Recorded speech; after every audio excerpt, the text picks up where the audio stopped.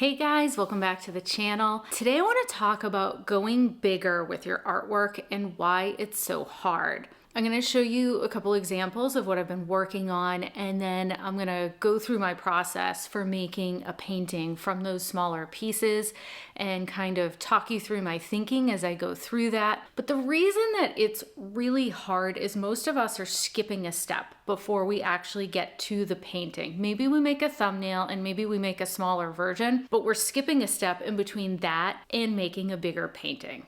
The step that we're skipping when we're gonna go bigger is really thinking about how we're going to accomplish that. Usually we just go in and start painting and start blocking it out, but there needs to be some more thought that goes into it before you even get to that part. And I'm gonna show you how to do that as I work on my own art today. I'm gonna go ahead and show you what my process was for making thumbnails first. I'll go ahead and link all the supplies below that I use to make these because I always get a lot of questions about that. There's also another video that has supplies in the thumbnail, and that really more thoroughly goes through all of this with swatching and all that. So if you're really interested in exactly what I was using and what colors, you can go ahead and check out that video.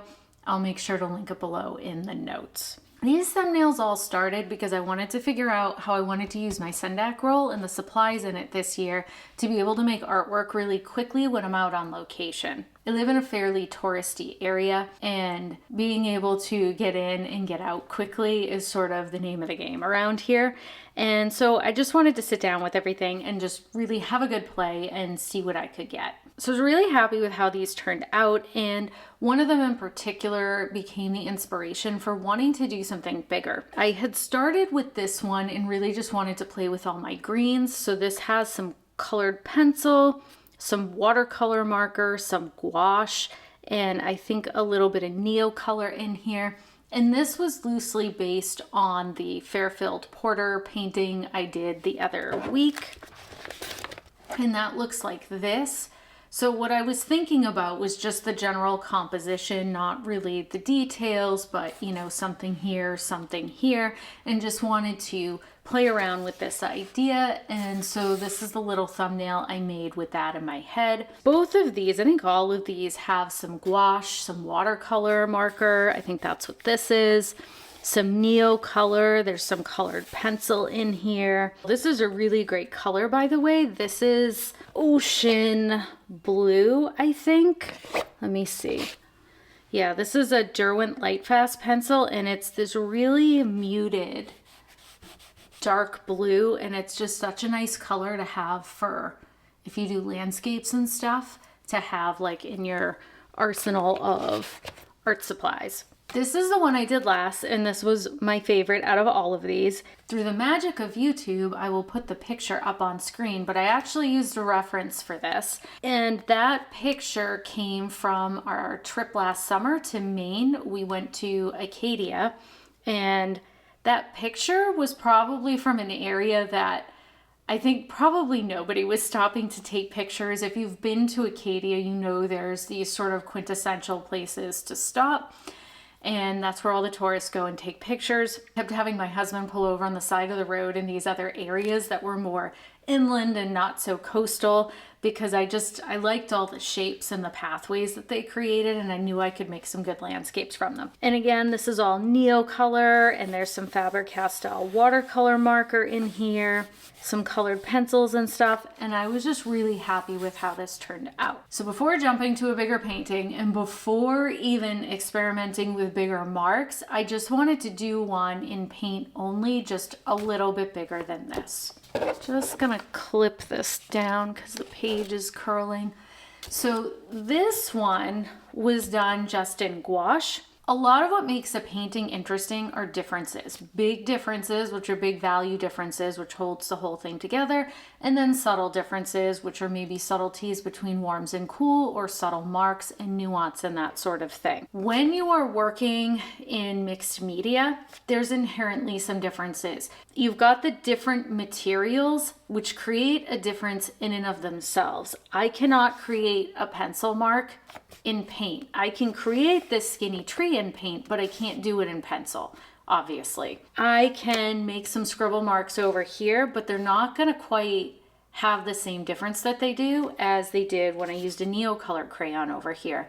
And so part of the trick is, how do I bring some of that into here, but how do I also let this be its own thing? So part of what I played with in here was bringing in some of the marks that were over in here to see how they would be here. And you can kind of almost immediately tell that these scritchy little marks in here compared to here, they don't do enough for this on their own the way they did when it was small. So whatever I do with marks over here, it's gonna have to be bigger, and it's going to have to be maybe more contrasted in order to add the same level of interest as it did over here. Coming over here, I added some of the scribbles with my gouache that were over here in the Neocolor. Even just looking at this, I feel like this tree isn't quite big enough even on here to add like the weight that needs to be here in the forefront of the painting. So I already know when I go bigger, I'm going to have to make this tree even bigger proportionately than I think it's going to need to be, because pushing that is really what's going to help hold this landscape together. And I think the only other big change I made in here was, this is pretty balanced over here, but once I went bigger, this became really weak, having it all just be this shade of mid-green. These are really the same value for the most part. And so adding a dark up here that is similar to this and different enough from this just helps your eye go up there and add some visual weight into the background. Enough of this. Now for the fun part, I'm gonna show you just how you can go about thinking this through creatively in order to scale up your stuff.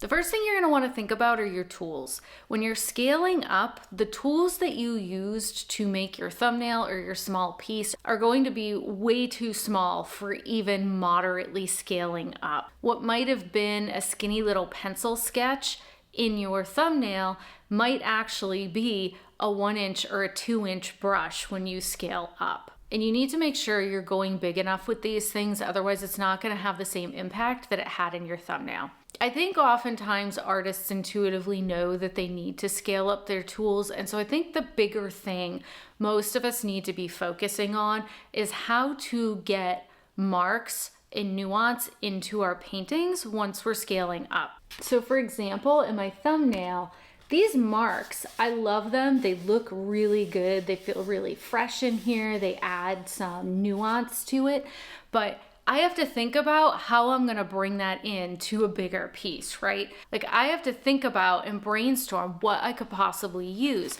Maybe it's a paintbrush, maybe it's some other tool I have, maybe I'm taping some things together to use as a tool to get that effect. And this is an opportunity to really be creative. Your bigger piece is gonna be a piece that sits on its own. It's not just a bigger version of your thumbnail. It's got to be able to stand on its own merit to really work. So I'm going to show you some ways that you can go through this and experiment before you actually get to your painting, and then I'll go ahead and actually start working on the painting and talk you through it. I grabbed a bunch of different tools. I'm going to show you in a second just different brushes and things I can make marks with. I'm going to keep both of these here with me so I have them to look at while I'm going ahead and playing around with different ideas. And then this is just my paint box. I always get a lot of questions about this. I'll link the video about it that explains everything in the comments underneath. These are just the different tools that I grabbed. I wanted stuff that could make bigger marks and skinny marks. If you're gonna go really, really big, it's often really good idea to go to like the hardware store to get really big brushes, or to go to more like the decorator section in like an arts and crafts store. So these three are just little craft brushes. This is a 1.5 inch, and the bristles are really scruffy, so they can actually be used to dry brush and make different marks. And then this is a 1 inch, and I want to say this is a 1/4 inch. This is a 1/2 inch. And these are just really good for laying down paint. This is, I believe this is a Sumi brush. And this is just another type of brush that's good for making different marks. The brush just kind of leaves almost like a calligraphic type mark on the paper, and it's just another way to get some more differences. This one is also kind of mushy. It's kind of hard to explain, but you can kind of separate the brushes and get paint on there, and when you dry brush, it'll make some marks. And then I just have a skinny bristle brush. Now this one, which is just like a script brush, and I might make a whole video about different brushes, but this one's good for making these skinny little lines. This one is just a color shaper, and it's good for putting on and taking off paint. And then this is just a hake brush. And usually it's used for watercolor, but I use it for everything. It's just another way to get different marks. So as I do this, I'm not necessarily trying to remake the painting. I'm just trying to think of different ways I can go about maybe like building up this tree or building up this area right here or getting more nuance back here, and just how I might be able to use these brushes as tools to go ahead and do that. So I'm gonna go ahead and mix something up for this. I'm gonna add a little bit of water to this brush, but not too much. I want a dry brush to see what kind of marks I can get like that. So I'm just gonna make a nice dark green. Doesn't need to be the same one for this, but we'll try to get as close as we can. These are vertical. So you can see how this type of brush just creates these really cool marks if you don't add too much water to it. I'm gonna try using this one to build up this tree. I'll add some water to it, but I'm gonna take all the water out. I don't want this to be too fluid. I'm just gonna try turning it. And this is, again, this is all about experimenting, is what are the different marks you can get with that brush that are interesting.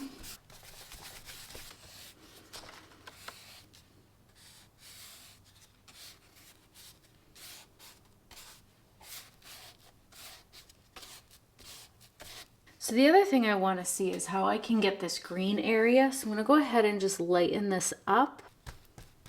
And this is a thicker area, so I'm just going to try and see what happens if I do a layer of this. Nice and thick. And then I want to kind of come in with my other brush and see what kind of marks I can get on top of that. So this is a different color that's on the example. It's lighter, but I just want to see what'll happen.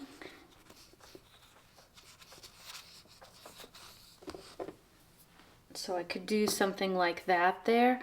And then sometimes when you take stuff off or just move the paint around, it just creates a little bit of a different effect. It softens it a little bit. So this can be good for that. I want to see what marks I can get with this brush now. This one I'm going to get pretty wet, not dripping, but I do want to use it for its shape.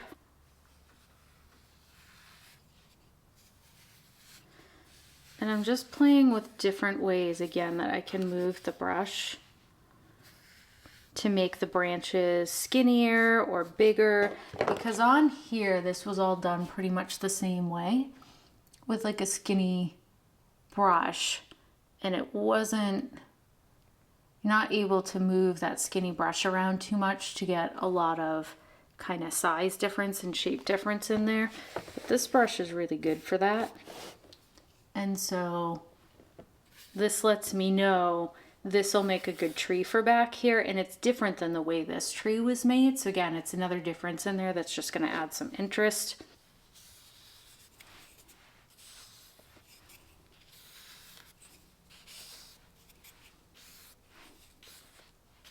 So you guys get the idea of the ways you can use those different tools to create different marks and add a lot more variety. Like you can already see, compared to the thumbnail and compared to this, how different these trees are from each other. It's subtle, but it's noticeable. And when you go bigger, if you use the same brush to make all your trees, you're gonna end up with trees that look really samey. And maybe you do want that if they're in the background or something, but if you have anything in the foreground and then maybe you have trees or something else in the background, doing them with a different brush can really help just change that up. Other thing that can be fun to do is take paint off.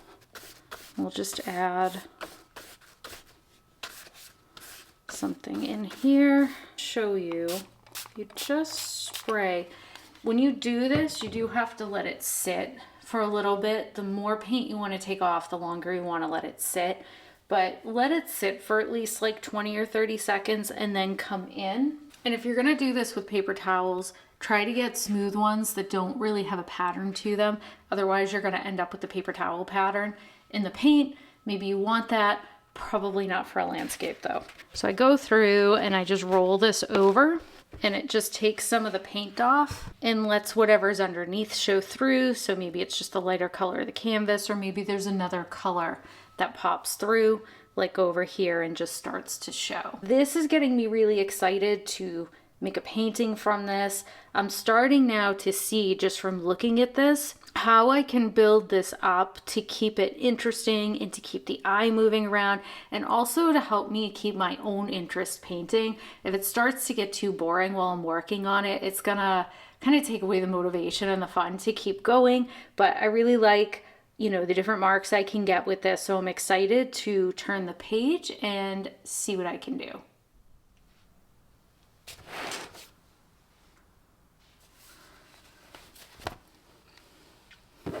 Have everything all set up, and I have my little references around me to remind me what it is that I'm trying to do. So I'm just going to go ahead and dive in and start blocking these things in, and then I can start playing some more.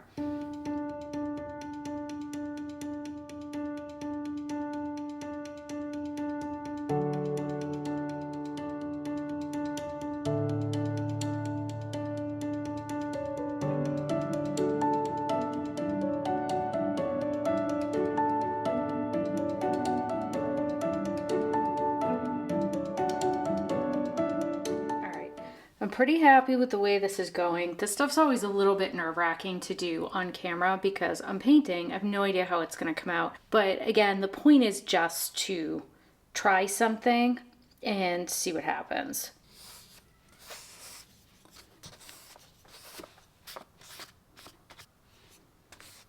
I'm just switching my brush again to come in and loosely put in these mountains in the background. I'm just coming through and just thinking about how I can get different marks. Playing around, just adding some texture, just using different tools, because you can see how this is getting bigger, and even though it's very similar, it's starting to lose interest because it's getting all very samey. And then I think I want to come in and just scratch a little bit, and I'm using the end of the paintbrush that's a bigger paintbrush than what I would have used here, so that it'll actually show up.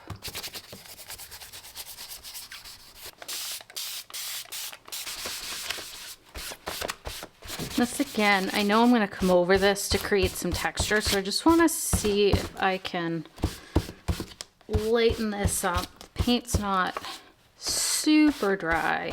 So I'm gonna go ahead and start putting some trees in so we can get some more interesting shapes going. I'm gonna put my darkest one in first, even if I have to come back over it. So this is the tricky part, is trying to stay loose and not losing that, because if you lose sort of the feeling of the piece, it all kind of goes out the window. It doesn't matter how perfect it is.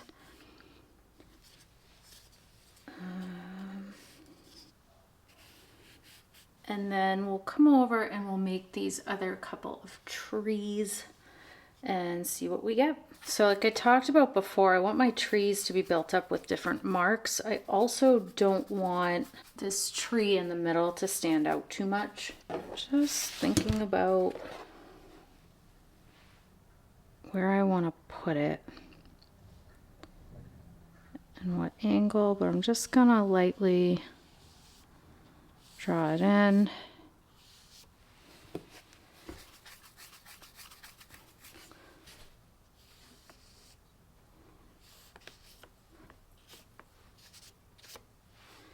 This is the part, it's like I notice I'm making the branches all the same, so I've got to just get in there and be a little messy, because that'll make the tree be a little more interesting.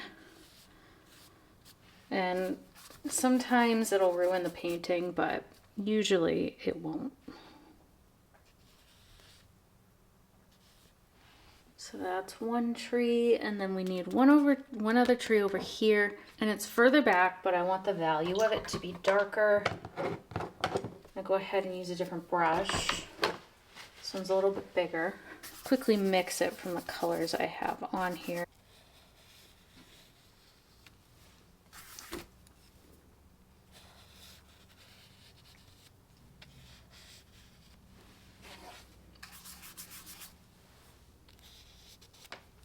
This is a little bit thicker than I wanted, but I know if I play with it too much, it's only going to get thicker and start to look weirder. I do like the mark in a lot of ways, so I'm just going to use my paper towels again to pull some of the paint off, and that's just going to push it back a little bit. I just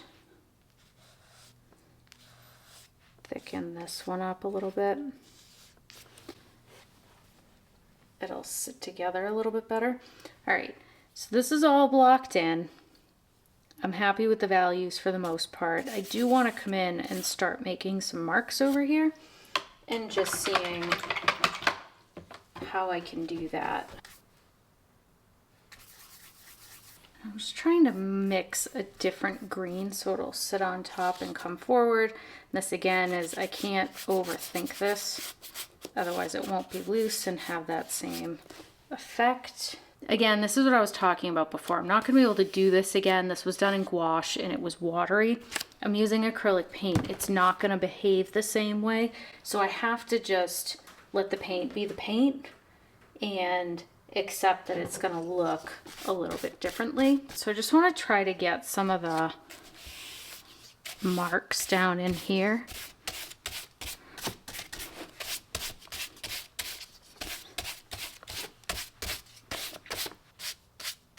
I'm just lightly brushing this. This has mostly dryish, paint on it.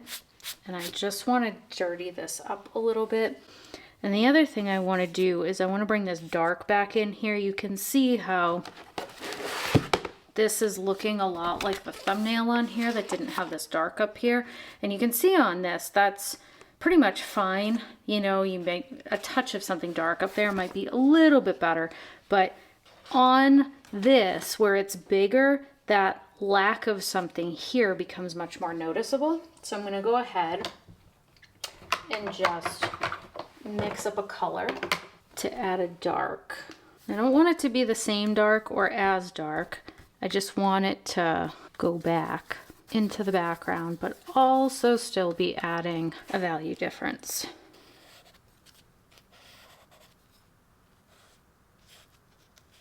That just helps your eye go up there. And then I think what I'll do, because I haven't done this anywhere on here, right, is I'm going to take the end of my brush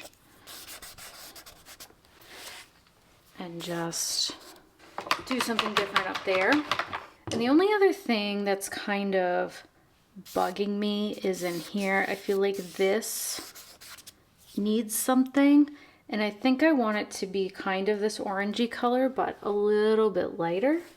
I'm gonna see if I can just make something with what's on here.